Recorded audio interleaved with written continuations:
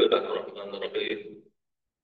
الحمد لله الذي هدانا للإسلام، والحمد لله الذي أكرمنا بالقرآن، والحمد لله الذي من علينا بسيدنا وحبيبنا محمد صلى الله عليه وسلم. نحمده ونستعينه ونستغفره ونعوذ بالله من شرور أنفسنا ومن سيئات أعمالنا.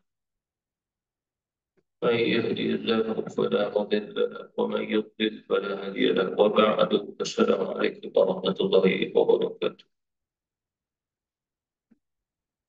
Ketahuilah bahawasanya semua di antara kita memiliki satu wajah, di mana dalam wajah itu kita menghadap kepada apa yang Allah Subhanahu wa Ta'ala telah tentukan kepada kita. Dan kita tidak ada pilihan melainkan perlu menghadap kepadanya. Bagaimana contoh apabila kita solat, maka kita diperintah untuk menghadap ke arah kiblat. Seperti mana seseorang yang solat di Masjidil Haram ada diperintah menghadap ke Baitullahil Haram. Ketika mana kita solat, maka kita diperintah menghadap melalui jiwa kita, hati kita kepada pencipta langit dan juga bumi, iaitu Allah Subhanahu wa Ta'ala, sehingga kita membaca wajah tu wajah kita di Fatarus samawati wal ardh hanifan musliman. Bahkan seluruhnya, sehingga juga kita diperintah untuk menghadap ke baginda Rasulullah SAW sebagai qudwah, uswatun hasanah. Kita juga diperintah untuk menghadap kepada kitab Allah Subhanahu wa Ta'ala. Kita juga diperintah untuk menghadap kepadanya, para walinya, para ulama'nya. Mereka yang terpilih adalah ulama warasatul anbiya, kepada orang-orang yang salih di kalangan orang yang muhsinin, muttaqin, mukminin. Seperti mana firman Allah Subhanahu wa Ta'ala, wa likulli wijhatun huwa muwalliha. Dan setiap semuanya itu dari sudut Islam, pada agama umat Islam, setiap mereka itu mempunyai wajah. Dengan wajah itulah perlu dia menghadap. Dan kesannya adalah di akhirat. Lalu Allah Subhanahu wa Ta'ala melanjutkan ayat itu, fastabiqul khairat, maka bersegeralah kamu untuk melakukan kebaikan. Kerana kesannya adalah sewaktu kita melintasi titian sirat. Apabila kita bersegera atas kebaikan, maka kita akan melintasi titian sirat juga segera. Apabila kita mempersiapkan diri kita cepat-cepat dengan kebaikan, maka kita juga akan berjalan di atas titian sirat cepat. Tak kala mana ada ajakan pada kekufuran, maka cepat-cepat kita menjauhi diri kita daripadanya.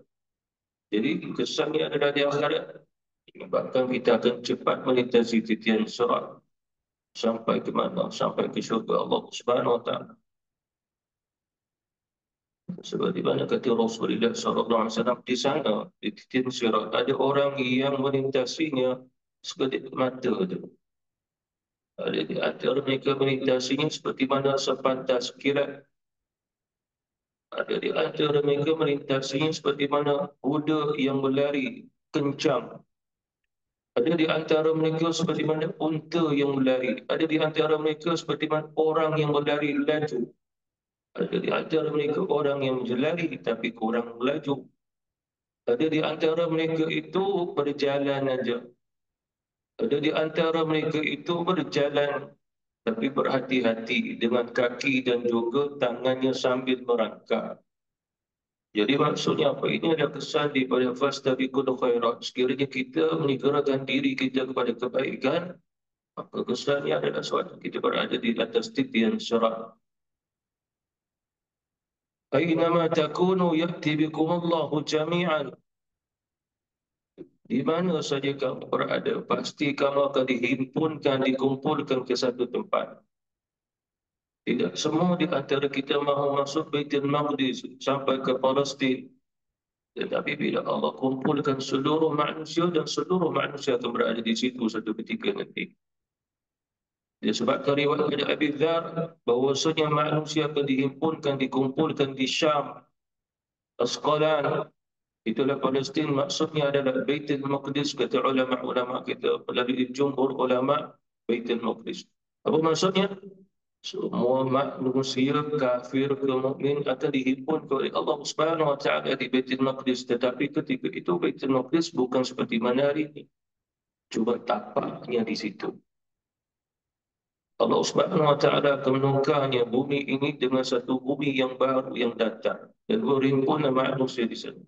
Aynama takunu ya'ti bikumullahu jami'a. Itu pasti ketetapan Allah, jami'a, semua akan dikumpulkan di sana. Sama ada suka ataupun tidak, semua akan berkumpul di sana.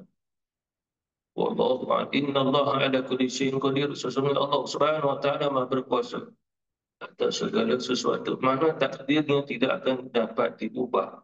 Ketetapannya tidak akan diubah. Tidak ada manusia boleh lari daripada dihimpunkan di Baitul Maqdis satu ketika nanti. Di mana itulah mahsyar, katanya Abi Dzar Al-Ghifari radhiyallahu anhu. Seperti mana hadis baginda Rasulullah sallallahu alaihi wasallam bahawa kiamat tidak akan berlaku sehinggalah 70,000 syuhada di Asqalan. Asqalan itu adalah Palestin. Oleh kerana itu, bila Allah Subhanahu wa taala tidak memilih seseorang untuk syahid di sana, maka dia akan pergi balik ke tanah air. Kerana Allah tak pilih dia sebagai syuhada. Dan 70,000 syuhada semua adalah orang-orang Asqalan. Asqalan itu di Palestin sana, di Gaza sana, kawasan wilayah. 70,000 kata Rasulullah. Sekiranya Allah memilih kita untuk syahid, kita akan masuk dan mati di situ dan tidak akan balik ke tanah air.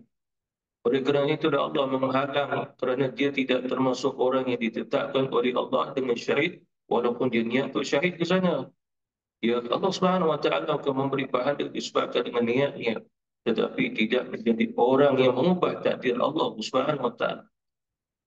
Itu yang perlu kita ketahui. Dan pengajian kita berkaitan dengan kitab Allah Subhanahu wa taala. Nabi mengajar kita dasarnya ilmu yang perlu kita pelajari. Nabi kata, kamu kena belajar, lalu kamu pun mengajar. Lalu Rasulullah SAW mengingatkan kita bahawasanya apa yang kamu pelajari, kamu ajarlah kembali, kerana dia adalah pahala jariah buat kamu. Lalu sebahagian kita mengatakan tidak mampu untuk mengajarnya. Mengapa? Nampak susah, nampak berat. Lalu Rasulullah SAW menyatakan bahawasanya kamu ajar saja apa yang ringan buat kamu, apa yang mudah buat kamu. Alimu wa yassiru wa la tu'assiru. Hendaklah kamu menjadi orang yang mengajar. Mana setelah kamu belajar, kamu mengajarlah kembali. Itu dengan cara mudahkan saja. Seperti mana ilmu yang kamu pelajari pun ilmu yang mudah-mudah. Tafsirul Quran, satu ilmu yang tinggi, yang dalam, yang halus. Tafsirannya ada zahir batin. Tetapi guru-guru kita memudahkan agar kita mudah faham. Ringankannya. Sekiranya kita, ini darahnya para alim ulama nescaya yang berbicara tentang tafsirul Quran juga adalah ulama, kita tidak akan memahaminya. Sebab darah kita, akal kita tak sampai ke situ. Lalu diperintah oleh Rasul, wa yassiru, kamu mudahkan saja. Wa la tu'assiru, jangan kamu sukarkan. Untuk ilmu Islam ini ada satu ilmu yang sampai pada sukar untuk difahami. Itu tidak perlu. Ajar saja yang mudah-mudah. Wa idza ghadibta faskun. Wa idza ghadibta faskun. Wa idza ghadibta faskun. Lalu ada keadaan seseorang yang menjadi guru lah, dia mengajar. Bila mengajar, dia dah boleh jadi guru. Guru tak rasmi lah. Itu. Sebab Rasulullah suka apabila di antara umatnya semua jadi tenaga pengajar tak rasmi pun tak apa. Khairukum man ta'allama al-Quran wa 'allamah. Sebaik kamu adalah belajar Quran dan mengajarkannya. Ajar yang mana? Ajar apa yang dia tahu.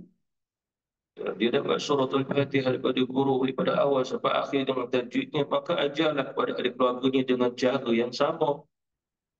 Itu khairukum man ta'allama al-Quran. Maksud 'allama al-Quran bukan menunjukkan 30 juzuk seluruhnya. Bahkan satu ayat yang diajar pun termasuk Al-Quran. Kaedahnya begitu. Lalu kata Rasulullah, apabila kamu jatuh marah, maka kamu diam. Apabila kamu marah, kamu diam. Apabila kamu marah, kamu diam. Apabila kamu marah, diamlah, kata Rasulullah. Apa maksudnya? Ada kalanya ada diuji. Bila diuji, lalu Rasulullah kata, faskun, kamu diam. Apa maksud diam? Bukannya tidak memberi sesuatu jawapan ataupun menerangkan sesuatu. Tetapi diam ini agar kita mengetahui ada hubungan jiwa seseorang dengan Allah, tak kala mana seseorang itu diam. Ada kalanya Rasulullah diam sebagai satu sunnah. Para sahabat ada kala mereka pun diam kerana itu sunnah Rasulullah sallallahu alaihi wasallam. Kerana apa? Diam itu menunjukkan bukan dia memikirkan dunia ini, al-ihwalnya, isu masanya, tetapi dia diam kerana dia sedang berhubung hatinya dengan Allah Subhanahu wa taala. Bila dia diam kerana nasihat Nabi, wasiat Nabi, maka diam itu menghasilkan satu sunnah. Bila menghasilkan satu sunnah, maka turunlah ma'rifah, turunlah hikmah, turunlah rahmah, turunnya akan mahabbah, sehingga barulah dia berbicara. Tidaklah diam selama-lamanya. Dia berbicara melalui ma'rifah, melalui hikmah, melalui rahmah, melalui mahabbah, sehingga orang yang menyebabkan kita marah dia, lalu dia pun menerimanya dengan mahabbahnya, dengan rahmatnya. Maksudnya apa? Kerana curahan daripada Allah Subhanahu Wa Taala ada orang yang diam tadi. Kerana apa? Dia sedang terwujud kepada Allah Subhanahu Wa Taala. Ini Rasul, ini para sahabat Rasulullah, dan itu juga akhlak yang perlu kita miliki. Kata Rasulullah, apabila kamu hendak marah, kamu tahan kemarahan kamu. Lalu Nabi ulang sebanyak 3 kali. Mengapa agaknya? Mungkin kali yang pertama, ya, kamu menahannya. Kali yang kedua, kamu dah tak boleh nak meluahkan kemarahan kamu. Tapi kata Rasulullah, faskun, diam, diam. Kerana apa? Kemungkinan kemarahan kamu disebabkan emosi. Bila disebabkan emosi, maka syaitan akan membisikkan sesuatu daripada sayang menyebabkan benci. Kerana apa? Bisikan syaitan tadi. Jadi kemarahan kerana emosi. Oleh kerana itu kata Rasul, faskun, diam. Bukan diam selama-lamanya. Sehingga Allah mencurahkan sesuatu kepada kamu dengan hikmah, dengan makrifat, sehingga wujudnya mahabbah, cinta, maka kamu pun jelaskan kepada dia. Begitu. Apa maksudnya di sini? Ia benar, kadang-kadang ada seseorang menyebabkan kita marah. Tapi kata Rasulullah, di sujudnya ilmu, kamu perlu bersabar. Salah satu, kamu diam. Man amanna billahi wal yawmil akhir faliyakul khairan aw liyasmut. Fi riwayat aw liyasmut. Barang siapa yang beriman kepada Allah dan juga akhirat, maka hendaklah dia berkata baik ataupun diam. Apa maksudnya? Lalu di situ dia tak meluahkan emosi kemarahannya. Tapi kata Rasulullah, iaitu dengan berkata baik ataupun dia diam. Tunggu Allah mengilhamkan sesuatu kebaikan kepada dia. Seperti mana dalam satu hadis, satu kisah daripada Abu Muslim Al-Khulani. Dia kata, aku perlu musafir sampai ke Syam, masuk sampai ke Dimashq. Ini Dimashq, padanya Damsyik. Lalu di situ berkumpul para sahabat Rasulullah sallallahu alaihi wasallam. Lalu aku kira, mana yang aku tak kenal, aku tanya orang. Ini sahabat Rasulullah? Dia. Ini dia. Ini sahabat dia. Lalu aku mengiranya lebih kurang 30 orang sahabat di sana yang telah tu.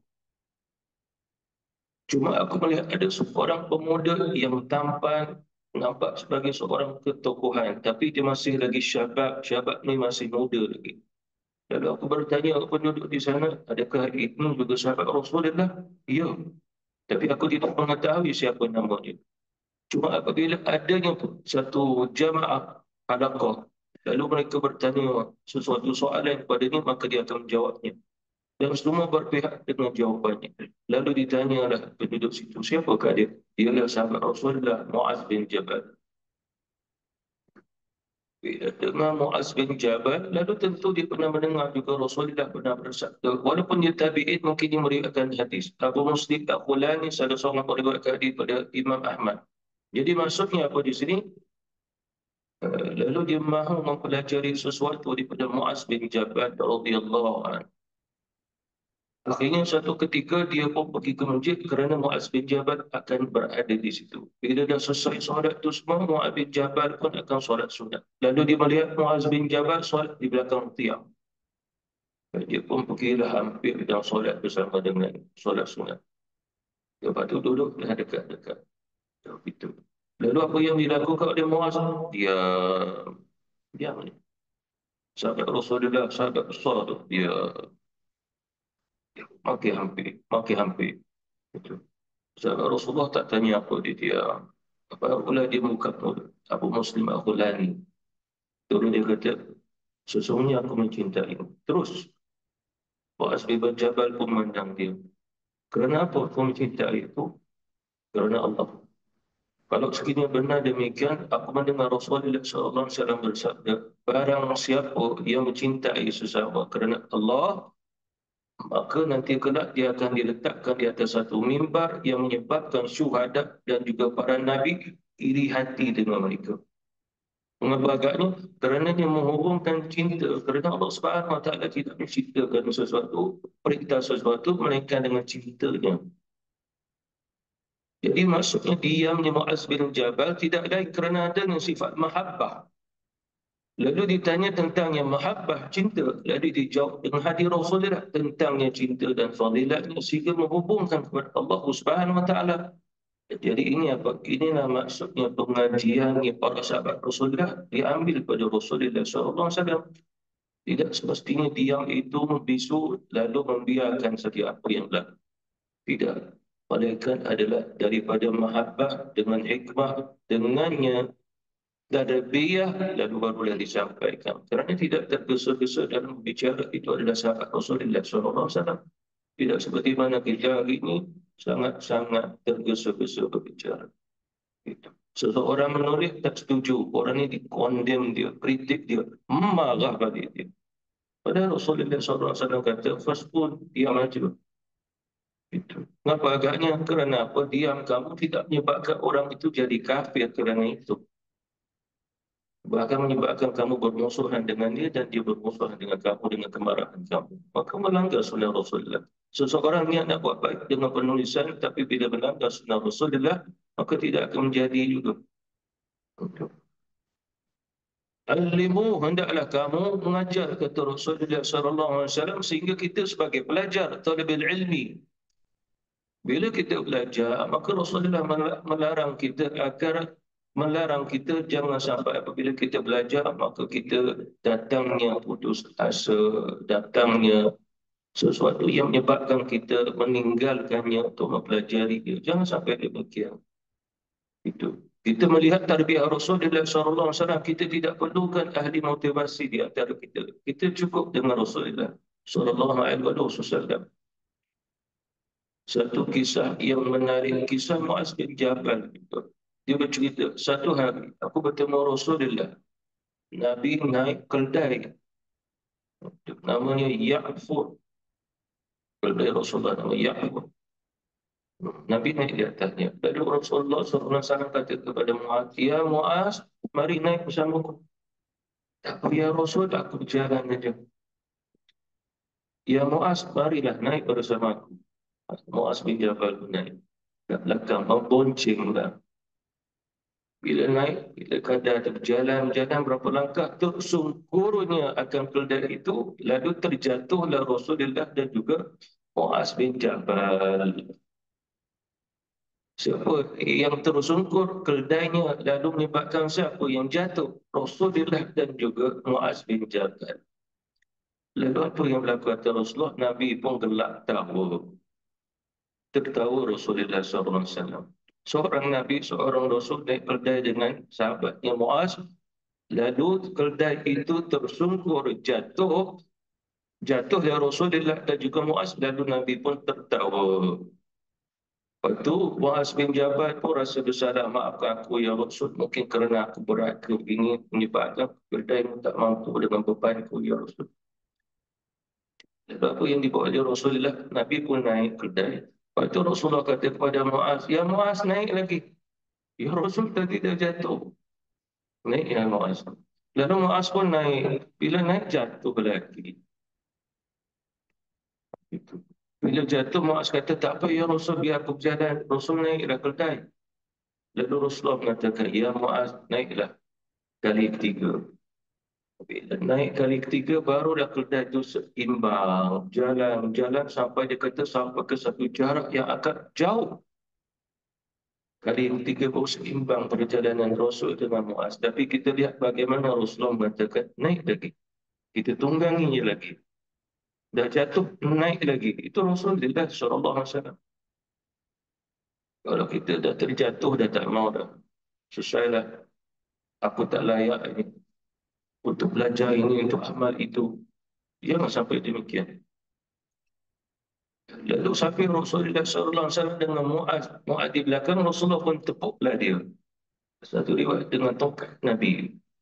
Ya Muaz, aku nak bertanya padamu. Apakah hak Allah Subhanahu Wa Taala kepada hamba-hambanya? Wallahu a'lam. Allah wa rasuluhu a'lam. Allah dan juga Rasulnya saja yang tahu. Lalu kata Rasulullah, hak Allah, ketetapan Allah kepada hamba-hambanya adalah agar hamba itu menyembahnya dan tidak mempersekutukannya. Jalan lagi sampai ke satu perjalanan lagi, satu tempat, Rasulullah pun ketuk dia lagi. Ya Muaz, apa pula haknya hamba kepada Allah Subhanahu Wa Taala? Maknanya apa yang akan dibalas oleh Allah kepada hamba itu sebagai satu hak yang telah ditetapkan. Allah wa rasuluhu a'lam. Allah dan juga Rasulnya saja yang mengetahui ya Rasulullah. Lalu Rasulullah mengatakan haknya adalah Allah memasukkan hambanya itu ke dalam syurga. Ya. Jadi apa maksud di sini? Itulah pengajian ilmu Rasulullah di mana di atas kedai aja. Yang perlu kita ambil hikmah adalah begitunya Rasulullah dengannya akan Muaz bin Jabal walaupun dah jatuh, tetap Rasulullah kata mari kita naik lagi. Apa maksudnya? Rasulullah SAW lazimnya mengajak para sahabat sehingga salat marat 3 kali. Hadis tadi pun wa idza ghadibta faskun wa idza ghadibta faskun wa idza ghadibta faskun. Apabila kamu marah, kamu diam. Apabila kamu marah lagi, kamu diam.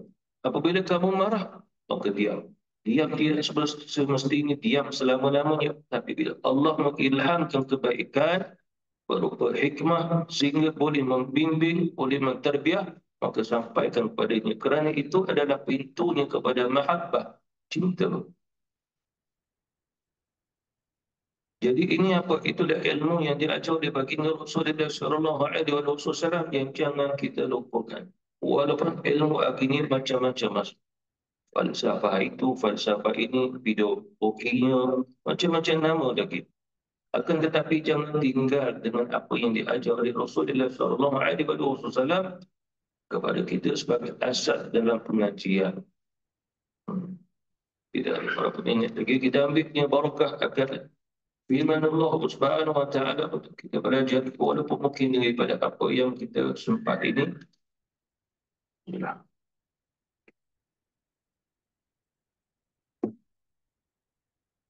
أعوذ بالله من الشيطان الرجيم لقد أرسلنا نوحا إلى قومه فقال يا قوم اعبدوا الله ما لكم من إله غيره إني أخاف عليكم عذاب يوم عظيم. Lakon ada dua di sini. Satu dalam itu dalam surah Al-A'raf ayat yang ke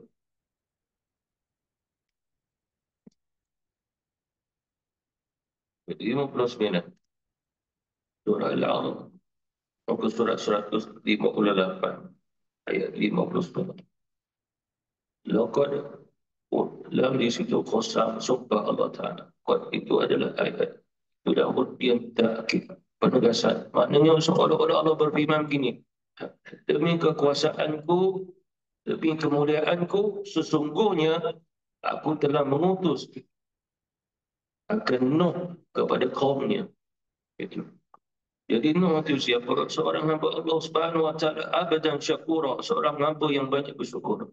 Kata Rasulullah, Nabi Nuh alaihissalam tidaklah dia makan melainkan Alhamdulillah. Selesai makan Alhamdulillah. Dia melihat Alhamdulillah. Dia berpakaian Alhamdulillah. Dia berjalan Alhamdulillah. Duduk bangunnya dengan Alhamdulillah. Lalu dia menjadi abdan syakura. Nabi Nuh alaihissalam. Cuma ulama-ulama kita khilaf. Ini Nabi Nuh alaihissalam adakah Nabi Allah Subhanahu wa taala utus lalu dia juga diberi kerasulan? Ya, seperti mana ayat ini arsalna.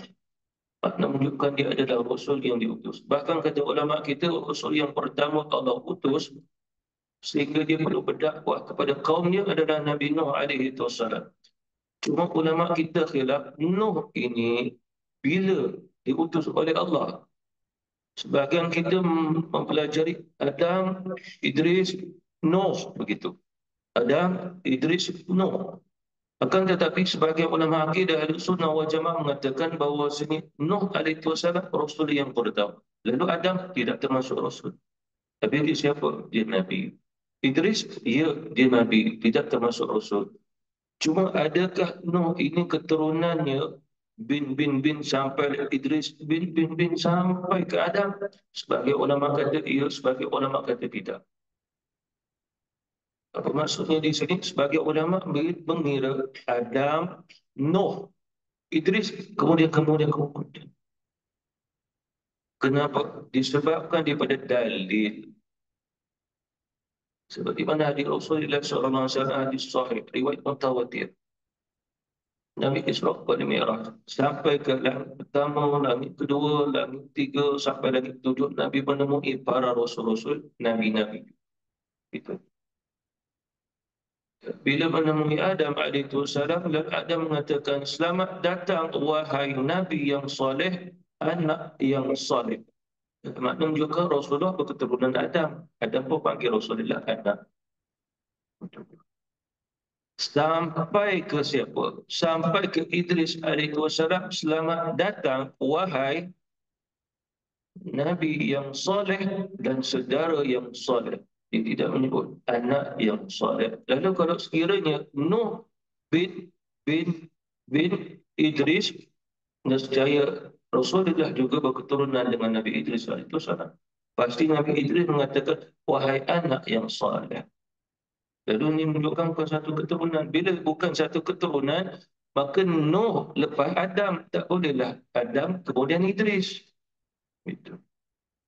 Ketua ulama akidah Ahlussunnah wal Jamaah kita hanya mengambil di sini adalah periwayatan yang masyhur. Tetapi kalau mengikut pada perbahasan ulama yang lebih dalam, ulama lebih memilih adalah Nuh itu adalah Nabi Rasul yang diutus oleh Allah. Tetapi yang sebelum itu Adam sebagai Nabi, bukan Rasul. Mengapa agaknya? Kerana kata Abdullah bin Abbas radhiyallahu anhu, sebelum Allah mengutus Nabi Nuh, maka semuanya ada 10 generasi, semuanya adalah Islam dan tidak ada pun orang yang musyrik ke Allah. Maka tidak ada dakwah. Apa maksudnya? Adam alaihissalam tak perlu diutus sebagai Rasul kerana semuanya adalah Islam, kata Abdullah bin Abbas. Rasulullah pernah ditanya, ya Rasulullah, adakah Adam itu Nabi? Ya, dia Nabi dan Allah berbicara dengannya secara langsung. Tapi tidak ditanya Rasul, Nabi tidak dijawab, Nabi tidak menjawab kerana sahabat pun tidak menjawab adakah dia Rasul. Itu kata Rasulullah. Lalu sahabat itu bertanya, ya Rasulullah, di antara Nuh dengan Adam, Adam dengan Nuh, berapa jaraknya? Lalu kata Rasulullah 10 kurun. 10 kurun. Kurun itu dalam bahasa Arab. Sebagai ulama kata kurun itu satu kurun adalah 100 tahun, maknanya 10 kurun 1000 tahun. Tapi di sudut lughawi bahasa Arab, kurun juga menunjukkan generasi, tapi bukan 100 tahun. Seperti mana ayat Quran, wa kam ahlakna minal quruni min ba'di Nuh. Wa kam ahlakna minal qurun. Kurun itu kata ulama tafsir adalah bukannya kurun kurun 100 tahun, 100 tahun, 100 tahun, 1000. 100 lagi, 100 lagi, 2000, bukan. Tapi kata ulama berapa banyak generasi-generasi yang terdahulu. Lalu sebagai ulama mengatakan bahawasanya daripada Adam nak sampai ke Nuh 10 generasi.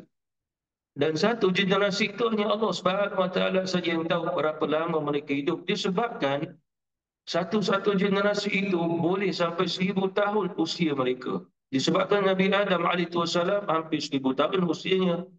Nabi Nuh alaihissalam pun gitu juga. Ini menunjukkan apa? Itu usia mereka. Itu kira ulama-ulama kita kurun tadi. Ada ulama menyatakan bahawasanya Nabi Nuh alaihissalam lahir setelah 126 tahun wafatnya Nabi Adam alaihissalam. Dalam kajian ahli kitab mereka mengatakan setelah daripada 146 tahun. Tapi riwayat daripada Abdullah bin Abbas radhiyallahu anhu, Allah mengutus Nabi Nuh dalam usianya 40 tahun. Jarak 10 generasi ataupun 10 kurun. Boleh ambil 1,000 tadi. Adam lepas 1,000 Nuh itu. Boleh juga diambil 10 generasi. Demikian. Kemudian kata Abdullah bin Abbas, lalu ketika itulah zaman Nabi Nuh alaihissalam, sebelum dia diutus, manusia telah menyembah patung-patung. Macam-macam patung. Lebih-lebih ada 5 patung yang mana 5 ini dikatakan anak-anak Nabi Adam yang semua adalah soleh. Mereka lukis, bila lukis buat patung pula. Lalu mereka tidak menyembahnya. Cuma mereka mengambil sebagai qudwah. Tengok, kita kena beribadah macam mereka orang-orang soleh beribadah. Datang iblis membisikkan agar disembah. Akhirnya mereka menyembahnya. Bila mereka menyembahnya, barulah Allah utus Nabi Nuh alaihi salatu wassalam. Dan dalam ayatnya Allah Subhanahu wa taala menyebut tentang ila qaumihi. Allah tak menyebut kaumnya nama apa, tidak disebut. Tetapi ulama menisbahkan kaum Nabi Nuh alaihi salatu wassalam. Kalau kajian-kajian yang kita belajar dalam buku-buku sejarah, dia kata zaman ini boleh dikatakan zamannya tamadun Mesopotamia. Dia di mana? Dia di Iraq dulu. Dalam kajian Islam, Iraq itu betul. Tetapi tamadun Mesopotamia tak betul. Disebabkan apa? Banyak daripada ahli kitab. Mengapa agaknya? Disebabkan mereka mengkajinya, mereka mengatakan pada zaman itu banyak menyembah dewa. Dewa langit, dewa matahari, dewa bulan, dewa angin pun disembahnya. Ada dewa. Dewa laut, dewa siang, dewa malam, dewa-dewa. Quran tidak menyebut mereka menyembah dewa, melainkan dengan 5 anak-anak Nabi Adam alaihissalam yang mati saleh itu. Itu dalam Quran, dalam surah Nuh juga disebut oleh Allah. Itu Islam punya. Lalu Allah Subhanahu wa taala perintah Nabi Nuh alaihi wasallam dakwahlah kepada kaumnya. Ya qaumi di sudut besar, wahai kaumku. Qaumi di sudut besar untuk orang laki-laki aja, bukan untuk perempuan. Lalu orang perempuan dapat apa? Ya, kebiasaan orang laki-laki yang terima seruan dakwah, lalu dia balik, dia sampaikan seruan itu kepada orang-orang perempuan di rumah-rumah mereka. Dan begitu juga kalimat ya qaumi itu lebih kepada apa? Kasih, cinta. Sebab kalimat ya qaumi seperti mana satu panggilan mesra, panggilan kasih. Wahai kaumku yang ku kasihi. Padahal mereka sedang menyembahnya berhala, patung. Lalu apa maksudnya? Allah Subhanahu wa taala perintah Nabi Nuh alaihi wasallam, itulah caranya dakwah. Itulah cara dakwatul Islamiyah. Tidak dikatakan wahai kafir sekalian, wahai kamu yang menyembah ini, menyembah itu, menyembah tauhid. Tidak, wahai kaumku sekalian yang aku sayang. Ubudullah, hendaklah kamu hanya menyembah Allah. Malakum min ilahin ghairu, tidak ada Tuhan melainkan Allah Subhanahu wa taala saja. Mana menunjukkan tidak ada Tuhan lain. Inni akhafu alaikum azab yaumin azim. Sesungguhnya aku takut disinggukan ni fizikal. Tapi dalam jiwa, makna menunjukkan kasih sayang dan prihatinnya Nabi Nuh terhadap kaumnya agar mereka tidak dimasukkan oleh Allah ke dalam azab yang besar. Azab dunia adalah banjir itu. Azab di akhirat adalah nerakanya. Jadi ini apa? Inilah pintunya dakwah para Nabi yang terdahulu. Jadi insyaAllah kalau kita ada kesempatan nanti kita sambung ayat ini. Wabillahi taufiq wal hidayah. Wassalamualaikum warahmatullahi wabarakatuh.